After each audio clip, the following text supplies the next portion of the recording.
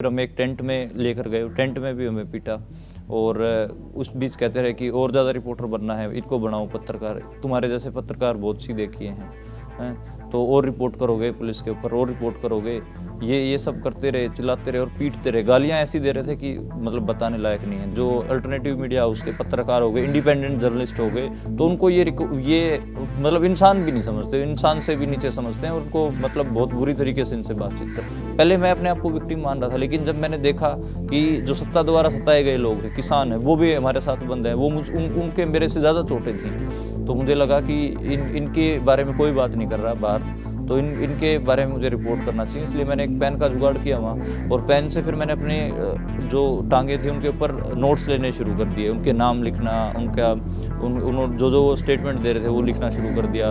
वो बात करते करते मुझे अपनी चोटें भी दिखाते थे, किसी की कमर में बड़े बड़े नील के निशान थे, कभी किसी के पैरों पे।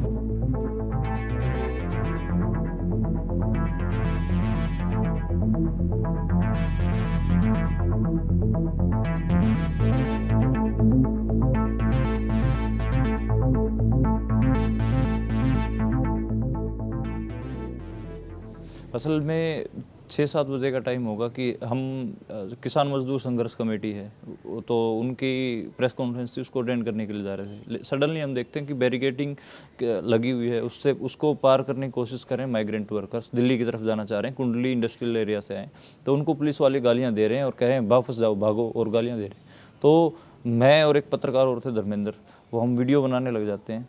तो जब वीडियो बना रहे होते हैं तो एक पुलिस वाला आता है और पहले वो धर्मेंद्र को खींचता है अंदर। तो मैं कहता हूँ कि आप पत्रकार को ऐसे मत खींचिए। तो फिर उनमें से एकदम से 1-2-3 और आते हैं और वो मुझे भी खींच लेते हैं और फिर हमारे ऊपर लठ बरसाने लग जाते हैं।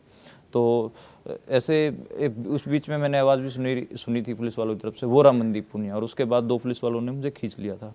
तो लाठियाँ बरसाते रहे वो हमारे ऊपर। फिर हम एक टेंट में लेकर गए, टेंट में भी हमें पीटा और उस बीच कहते रहे कि और ज़्यादा रिपोर्टर बनना है, इनको बनाओ पत्रकार, तुम्हारे जैसे पत्रकार बहुत सी देखिए हैं तो और रिपोर्ट करोगे पुलिस के ऊपर, और रिपोर्ट करोगे, ये सब करते रहे, चिल्लाते रहे और पीटते रहे। गालियाँ ऐसी दे रहे थे कि मतलब बताने लायक नहीं है। देहाती भाषा में वो लगातार गालियाँ दे रहे थे। चूँकि मैं उस इलाके से आता हूँ तो मुझे वो समझ में आ रही थी, जो बोल रहे हैं, जो गालियाँ दे रहे हैं, वो सब मुझे समझ आ रहा था, लेकिन क्या रिस्पॉन्ड करते हम। उसके बाद जतिंदर मीना साहब हैं, वो आए थे, उन्होंने सारे कोप्स को बाहर करा और उन्होंने कहा कि देखिए गलती हुई है, हम आपको मेडिकल एड दिलवा के छोड़ देंगे। तो हमने कहा कि हम खुद ही मेडिकल एड ले लेंगे। मेडिकल एड दिलवाने की बात करें, इसका मतलब तो आप हमारा मेडिकल करवा के लॉकअप में डालेंगे। तो वो इतना कह के वो चले गए और उनको मैंने ये भी याद दिलाया कि मैं उनसे उस दिन बात कर रहा था, 30 तारीख को ही दिन में मैंने बात की थी स्टोरी के रिगार्डिंग, उनसे बाइट लेने की कोशिश की थी। तो उन्होंने पहचान लिया था कि हाँ आप मनदीप हैं, आप जर्नलिस्ट हैं, बात हुई थी दिन में, तो वो भी उन्होंने पहचान लिया था। उसके बाद वो चले जाते हैं। फिर हमें एक वाइट स्कॉर्पियो में बैठा के ले जाया जाता है, अलग अलग जगह घुमाते हैं वो पहले। फिर एक पुरानी सी बिल्डिंग में लेके जाते हैं। वो समझ में नहीं आया कि मुझे वो थाना ही था या क्या था, मुझे बिल्कुल उसका एग्जैक्टली पता नहीं है कि वो कौन सा थाना था, क्या था। तो उसमें लेके जाते हैं, तो फिर वहाँ पर मेरी जैकेट निकलवा के पंखा चला देते हैं और वो पुलिस वाले ऐसे ऐसे अजीब अजीब बात करने लग जाते हैं कि इसकी गिरफ्तारी यहाँ से दिखा देते हैं, इसकी गिरफ्तारी रेड लाइट एरिया से दिखा देते हैं, इस तरीके से बात करने लग जाते हैं। तभी एक कांस्टेबल आता है, वो वीडियो दिखाता है, वो कहता है कि ये वीडियो वायरल हो रहा है उन पुलिस वालों को। इतना कहते ही सारे पुलिस वाले उस कांस्टेबल के साथ बाहर चले जाते हैं और वो फिर आधे घंटे बाद आते हैं। और आधे घंटे बाद आके वो मुझे एक प्राइवेट गाड़ी में बैठा के ले जाते हैं। सिल्वर कलर की ग्रैंड i10 थी गाड़ी, और अम्बेडकर अस्पताल में लेके जाते हैं। 1:40 पे मेरा वहाँ पर मेडिकल होता है। तो वो डॉक्टर जहाँ पे बैठे थे, डॉक्टर साहब को भी वो गाइड करने की कोशिश करते हैं। वो कहते हैं कि ज़्यादा मत लिखो, स्टाफ वालों के साथ पंगा है इसका। तो डॉक्टर साहब कहते हैं कि मैंने वीडियो देख लिया है और मुझे अपना काम करने दीजिए, मुझे जो करना है मैं पूरा मेडिकल करूँगा अच्छे से। तो उन्होंने मेरा पूरा मेडिकल किया। डॉक्टर साहब का मैं इस बात के लिए धन्यवाद देता हूँ कि उन्होंने सारा मेडिकल किया। उसके बाद 3:30 बजे समयपुर बादली पुलिस स्टेशन में मुझे अंदर लॉकअप में डाल देते हैं। टाइम मैं जब अस्पताल में था तो मैंने अस्पताल में नोट किया था 1:40, बिल्कुल एग्जैक्ट घड़ी में मैंने देखा था 1:40 पे मेरा मेडिकल हो रहा था। और 3:30 बजे मुझे समयपुर बादली पुलिस स्टेशन में बंद करते। इस बीच में उनसे लगातार कह रहा था कि मुझे मेरे दोस्तों से बात करने दो, एडिटर साहब से बात करने दो, मेरे वाइफ से बात करने दो, लेकिन उन्होंने बात नहीं करवाई। वो लगातार यही कहते रहते कि अब तो तू जेल से ही बात करना, तिहाड़ में ही बात करना। इस तरीके से। फिर 9 बजे मेरी वाइफ मुझसे आके मिलती हैं सुबह, और उसके बाद पुलिस वाले मुझे लेके जाते हैं तिहाड़ में और मजिस्ट्रेट साहब के सामने पेश कर देते हैं। और मेरे जो वकील थे उनको तिहाड़ की गेट के बाहर ही रोका रखा जाता है, उनको गुमराह रखा जाता है कि नहीं 2 बजे है पेशी, अभी नहीं है, अभी नहीं है, और मुझे पहले पेश कर दिया जाता है और मेरे वकीलों को अंदर तक नहीं आने दिया जाता। वो पहचाना तो देखो, मैंने 3-4 बार आवाज़ें सुनी, ये मनदीप पुनिया है, ये रहा मनदीप पुनिया, इसको उठाओ उठाओ, तो पहचान तो रहे थे, मुझे ये समझ में आ रहा है। और दूसरा ये था कि वो कोई और भी जर्नलिस्ट होता, उसके साथ धर्मेंद्र के साथ भी किया, लेकिन धर्मेंद्र को छोड़ दिया उन्होंने। वो धर्मेंद्र को ना जेल भेजा, ना उनके ऊपर कोई चार्जेस लगाए, उनको छोड़ दिया। और मेरे ऊपर आप देख रहे हैं कि 3 चार्जेस लगाए और मुझे जेल में भेज दिया। तो यही था कि टारगेट तो था। और ऐसे और बतेरे पत्रकार हैं जो अभी जेलों में बंद हैं, जिनके ऊपर पुलिस या फिर आप कह सकते हैं जो पावर है उन्होंने डाल रखा है अंदर। और कप्पन सिद्दीकी साहब उनमें से एक है। जेल में जब मैं बंद था तो मेरे दिमाग में जो चीज़ें सबसे पहले चल रही थी वो यही थी कि मेरे जैसे कितने ही पत्रकार थे।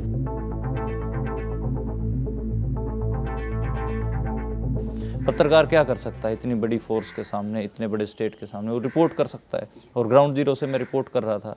तो ऐसे सोचते सोचते पत्रकारों के बारे में सोच रहा था, तो ये भी सोचने लगा कि यार पत्रकार का काम क्या होता है, रिपोर्ट करना। चलो ठीक है, यहाँ बंद कर दिया तो यहाँ से भी रिपोर्ट करेंगे। और दूसरा मैंने देखा कि जो पहले मैं अपने आप को विक्टिम मान रहा था, लेकिन जब मैंने देखा कि जो सत्ता द्वारा सताए गए लोग हैं, किसान हैं, वो भी हमारे साथ बंद हैं, वो उनके मेरे से ज़्यादा चोटें थीं।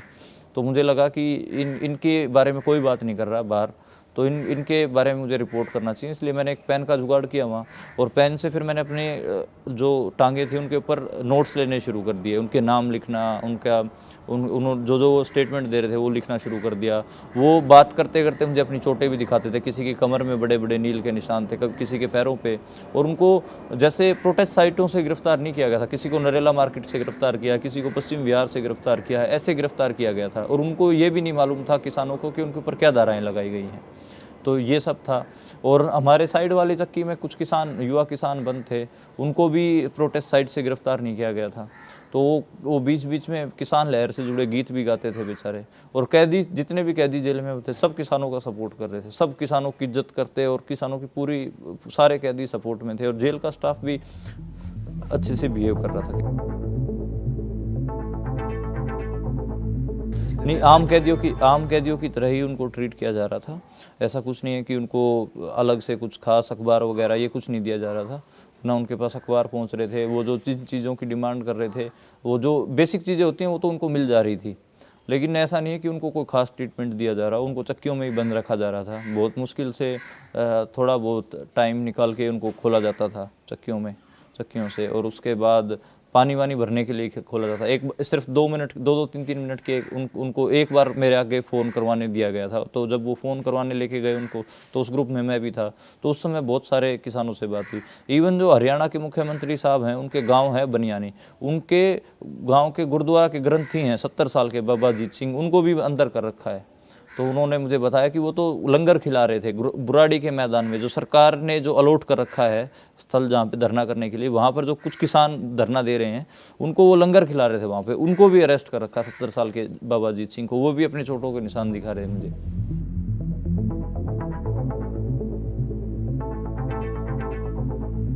देखिए, इंडिपेंडेंट जर्नलिस्ट के साथ सबसे बड़ी दिक्कत तो यही होती है कि उसको लोग सीरियस ही नहीं, मतलब जो संस्थाएं होती हैं बड़ी बड़ी सरकारी, वो सीरियस ही नहीं लेती। वो सोचते हैं कि ये ऐसे ही हैं और इनको करो बाहर।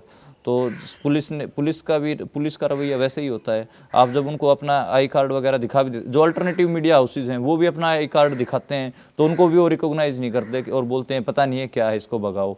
मेरे आके बहुत सारे ऐसे पत्रकार थे जो अल्टरनेटिव मीडिया हाउस में काम करते थे, उनको पुलिस नहीं जाने देती थी प्रोटेस्ट साइट पे। कल भी जो न्यूज़ लॉन्ड्री के पत्रकार हैं उनको भी नहीं जाने दिया गया प्रोटेस्ट साइट पे। तो ये लोग करते हैं ठीक ठाक, जो अल्टरनेटिव मीडिया हाउस के पत्रकार हो गए, इंडिपेंडेंट जर्नलिस्ट हो गए, तो उनको ये मतलब इंसान भी नहीं समझते, इंसान से भी नीचे समझते हैं, उनको मतलब बहुत बुरी तरीके से इनसे बातचीत करते हैं। ये समस्याएं तो हैं, लेकिन हम कर क्या सकते हैं? हम कोई बड़ी गाड़ी वाले या फिर जो मेन स्ट्रीम जो गोदी मीडिया है उनके पत्रकार तो हैं नहीं। हम जैसे भी कर सकते हैं, जितना भी कर सकते हैं उतना करते हैं। गांव घूम घूम के और शहर, जो गांव देहात किसानों के बीच और शहरों के जो ऐसी बस्तियां जहाँ पर कोई नहीं जाता है, वहाँ पर हम लोग घूमते हैं, जाते हैं, रिपोर्ट करते हैं। रिपोर्ट करना हमारा काम ग्राउंड जीरो से, सत्ता उसी से डरता है। पत्रकारिता का सबसे जो मतलब जोखिम भरा काम है वो ग्राउंड से रिपोर्ट करना, लेकिन सबसे ज़रूरी काम भी है। तो दोनों चीज़ें हैं, तो हमें इस ज़रूरी काम को करना होता है। और यही मुझे लगा कि इसीलिए मैंने दिहाड़ से भी, और जेल कोई अच्छी चीज़ नहीं है बिल्कुल भी, ये आप समझिए। मैं जेल को बिल्कुल भी ग्लैमराइज नहीं करना चाहूँगा। पत्रकारिता भी कोई ग्लैमराइज पेशा नहीं है, बड़ा जोखिम भरा पेशा है ना। जेल कोई मतलब जेल को भी ग्लैमराइज नहीं करना चाहिए। वहाँ पे यातनाएं, आदमी मानसिक तौर पे परेशान हो जाता है। 7 फुट चौड़े कमरे में और 9 फुट लंबे कमरे में 3-3 लोग बंद होते हैं, उसी में ही सारा कुछ होता है। तो आप सोच के देखिए कि क्या क्या बीतती है। तो और आप कहीं आप खुल के सांस भी नहीं ले पा रहे होते हैं। तो जेल कोई ग्लैमर चीज़ नहीं है, ग्लैमराइज करने की चीज़ नहीं है। तो जेल बड़ी मतलब बहुत कष्ट होता है जेल में बंद होना। पैरों पे तो अभी भी निशान हैं और चोटें आराम से रिकवर कर रहे हैं। मेरा कोई हड्डी वैसा कुछ टूटा नहीं था, लेकिन अंदरूनी चोटें थी ठीक ठाक, वो ठीक हो रही हैं, रिकवर कर रही हैं। मैं स्पोर्ट्समैन रहा हूँ तो उस हिसाब से मजबूत हूँ, कोई इतना नहीं है कि इतने कमज़ोर भी नहीं है। तो वो रिकवर कर रही हैं। जो घाव वगैरह हुए थे लठों से, उनके वो अब सूखने लग गए हैं, और वो मैं चाहूँगा कि मैं दिखा भी दूँ आपको। तो ये जो घाव वगैरह हैं ये सब सूखने भी लग गए हैं। तो ये सब आपको लाठी चार्ज के दौरान ही हुए थे। तो ये सब अब तो खैर नहाने धोने से जो ये नोट्स लिखे थे ये भी मिटने लग गए हैं। देखिए, पत्रकारों को तो वहाँ तक जाने ही नहीं दिया जा रहा, लेकिन फिर भी पत्रकार पहुँच रहे हैं।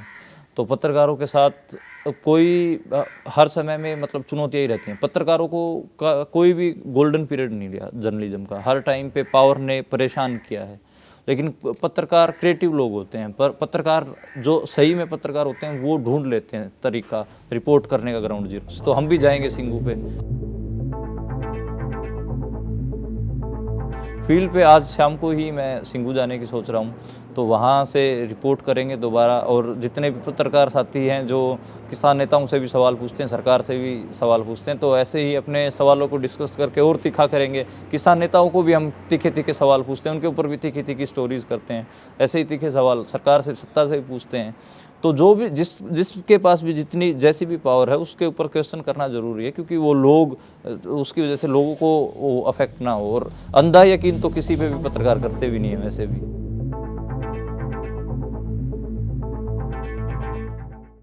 To receive instant updates on all videos from The Wire, click the subscribe button and hit the bell icon.